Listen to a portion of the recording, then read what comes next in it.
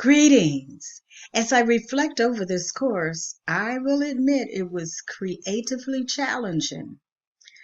The goal was to prepare an actual lesson to be taught while learning to build an e-portfolio at the same time.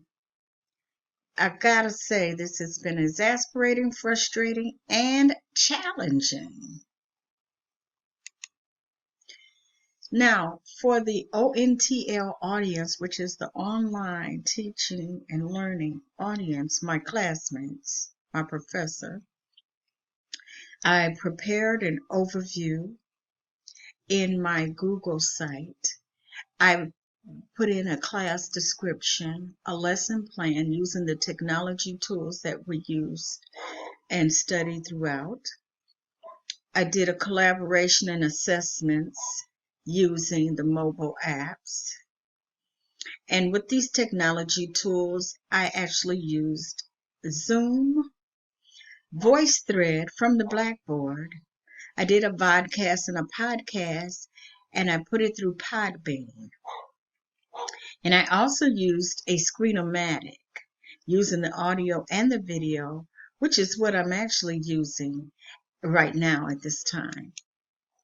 So the lessons learned were how to use data effectively. We collect a lot of data, how to use it effectively, and how to plan ahead, being proactive in detecting problems, whether they're technical or class related. You never know when there's going to be a technical issue or class student would have an issue. So prepare ahead of time to be proactive rather than to be reactive. I also learned how to use tools to get information and utilize the various tools for teaching and learning strategies. And providing team activities, that's your collaboration activities. And finding proper data for objectives and outcomes. It has been a journey. Now, summary lesson 6. This is the lesson I chose to focus on in the course project. It's about fair housing violations. So to the students that are taking the course, I want to introduce you to the Essentials of Fair Housing course, and we're going to go through this very briefly because my time is very limited. I built a Google site, and that's what we're going to look at very quickly. There is an introductory page, and I only want you to focus in on this. I'm going to give you an introduction. Hello, greetings, and welcome to Essentials of Fair Housing. I am your instructor. My name is RRichardson. The reason why many of you are taking this online course is because of the coronavirus. You're locked in your home. You have to get this CE done. And you can't go into the classroom, but that's okay. Many others of you are used to taking online classes, so we're going to all go through this together. You may relax your mask because you're at home, and we're going to do this course together. This is an online 3-credit-hour course, and it involves fair housing exemptions, violations, and restrictions. Many of these issues already affect you daily, whether you be a seller, a buyer, a landlord, or a tenant.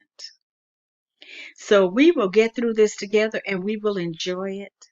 So let's get started. Okay? Very good. So now you have an introduction into the class. And on the website, I will give you an introduction to who I am and what I am about. There's an introduction page, and so we will clear and go through that.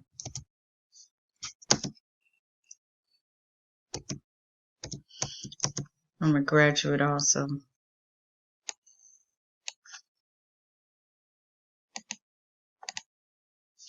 All right.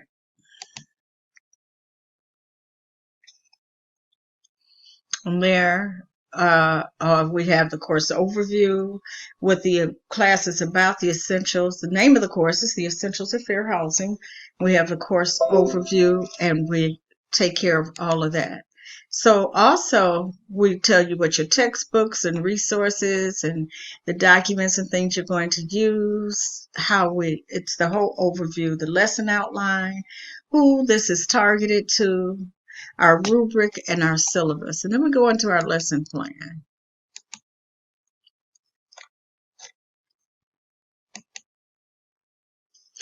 Now, it's a fair housing course, and you learn all of the things that you need to learn about the violations.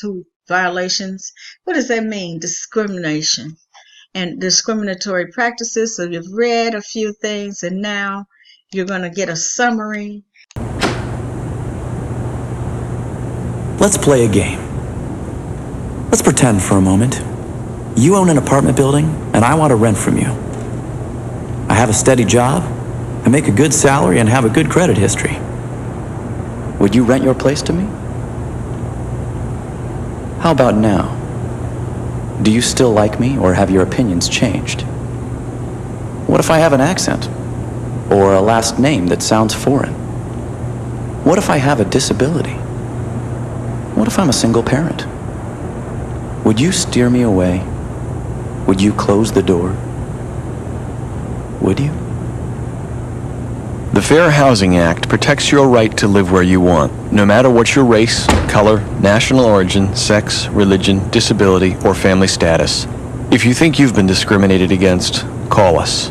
Fair housing. It's not an option. It's the law. So that lets you know we assess by, you should be able to determine in that video what the violation was, and it told you at the end you can't discriminate against a person's race or color, and you've got an overview of that. We've gone over the violations and all over the textbook. There's a course policy that we're going to initiate. They are listing the rationale, what you need to do for class attendance, requirements and restrictions. You must have a tablet, a laptop, a smartphone. You can do most of your lesson right on our mobile smartphone. And so we prepared a rubric. A rubric is simply telling you on each lesson the score, what is required of you, and how many points you get for each one of those. We have a technology page which tells you the things we used in this whole website. I used snipping tools. We use Screenomatic. I've used Google Slides. I've used various other Peapod. We've used Beanpot. Okay, and then we go into I did podcast, and I'm not going to play it, but I've done a video cast, and I did a podcast, an interview. So we're not going to play that because time is moving right along. And then we did an assessment on what else. So I'm going to move this down so we can see it. We did mobile apps. All of this that you can use on your mobile apps. The way we're going to do our conferencing classes are going to be through Zoom, Google Meeting, and we also did it by VoiceThread on the Blackboard. I did my best. I did a few inspirations. You are the only one who can limit your greatness, and the best preparation for tomorrow is doing your best today. I have applied that to every day when I would get frustrated on how can I do this? Why am I doing this? I draw myself back in and encourage myself. At the end of the website, there's a course evaluation, And so you can tell me what you think of the course, and then we can improve daily, day by day. And then we have an analysis. We were actually given a rubric, and I tried to follow everything that was on that rubric. I hope you've enjoyed my presentation today, and I will see you in the next class.